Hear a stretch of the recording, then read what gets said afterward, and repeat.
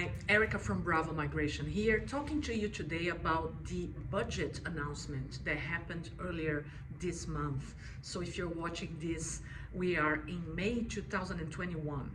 The federal government announced that the number of visas for the next financial year, which is from the 1st of July 2021 to the 30th of June 2022, the total number of places for visas, for permanent visas to be granted, will remain the same as the previous financial year and the financial year before then. So the numbers are the same as they were even before the pandemic. We are going to have 160,000 places and visas to be granted for, again, permanent visas.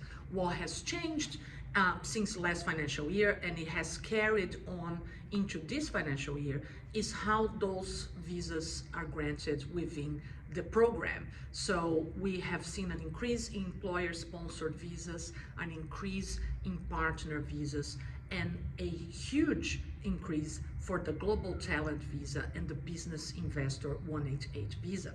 And this is in line with the government objectives during the pandemic, which is to grant more partner visas, especially for people who are inside Australia already. Those visas used to take around 2 years to be granted, and we have been seeing much faster processing times and approvals since the pandemic started.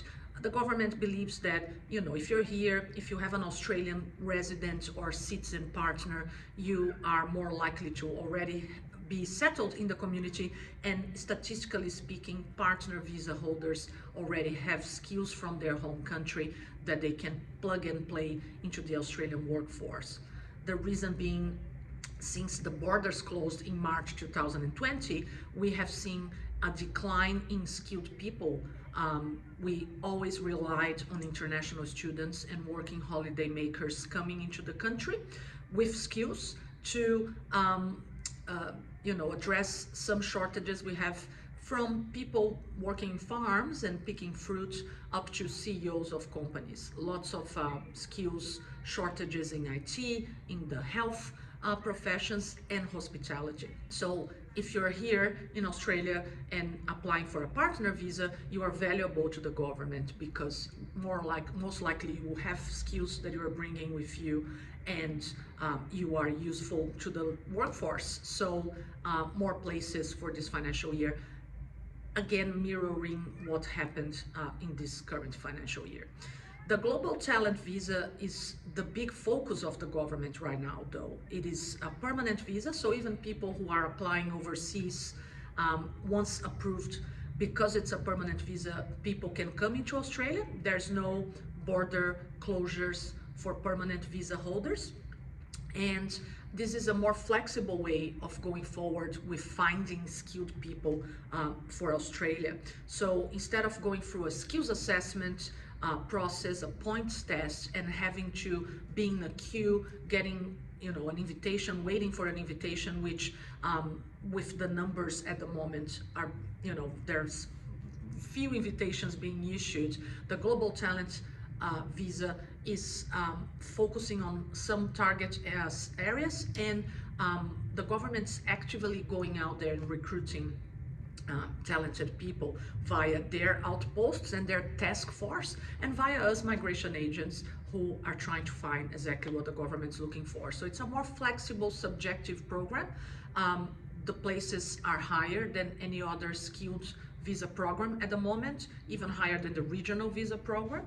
So we're thinking that this will be the future of skilled migration to Australia. This is the beginning of it. So if you have skills in advanced information technology, data science, quantum information, cybersecurity, and the like, this is the highest sector in numbers of invitations for this current year, followed by financial technology, agricultural technology, space manufacturing, and others. So if you think you have a global recognition, you don't have to be the best in your field, but if you have obtained some sort of international recognition and you work in one of these sectors, this may be an option for you, and we can assess if this is a good pathway.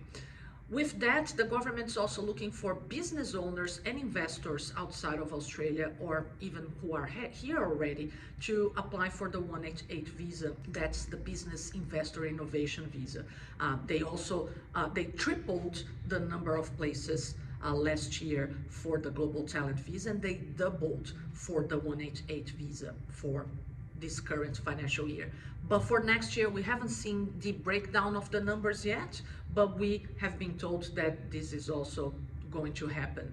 They will continue to give priority to the global talent and the 188 on top of partner and employer sponsored visas. So in terms of the future of migration and the outlook of migration for the next financial year, Australia continues to show that they understand that the country cannot continue economically without migrants, without the contribution migrants have.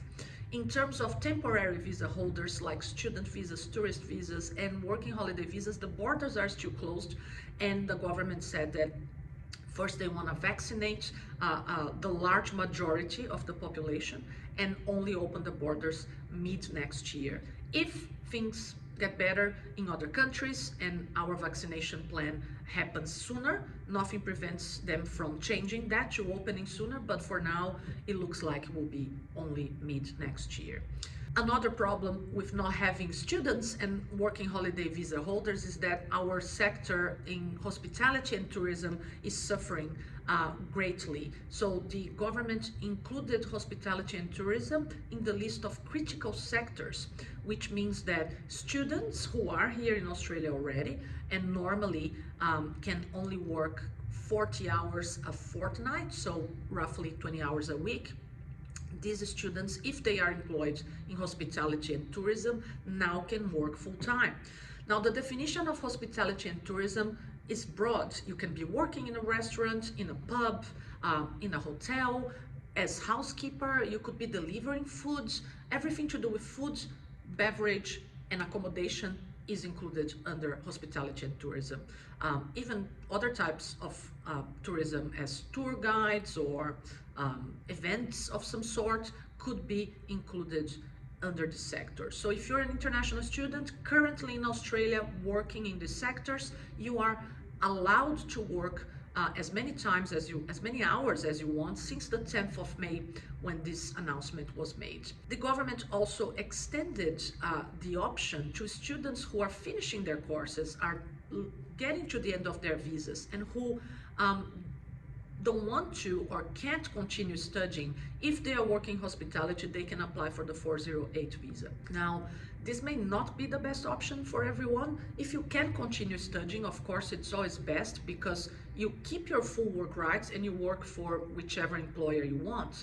Whereas if you apply for this 408 visa under the hospitality critical sector, you may be tied to one employer only. So think about it.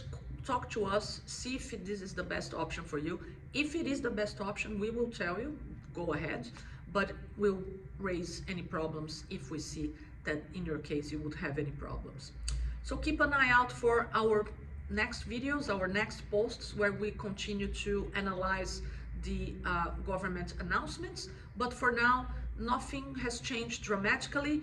The goal is to continue bringing skilled people into Australia, mainly via the Global Talent and the Business Investor Program. We can work and help you with both these visas. If you're already in Australia or outside, the partner visa is being processed much faster, and we can help you with that as well. And employer sponsored mainly if you're here, but there's some cases where you can get a travel exemption if you're outside. Hope everyone's doing well, and hoping that we will all get out of this quickly, and get in touch if you have any questions. Thank you.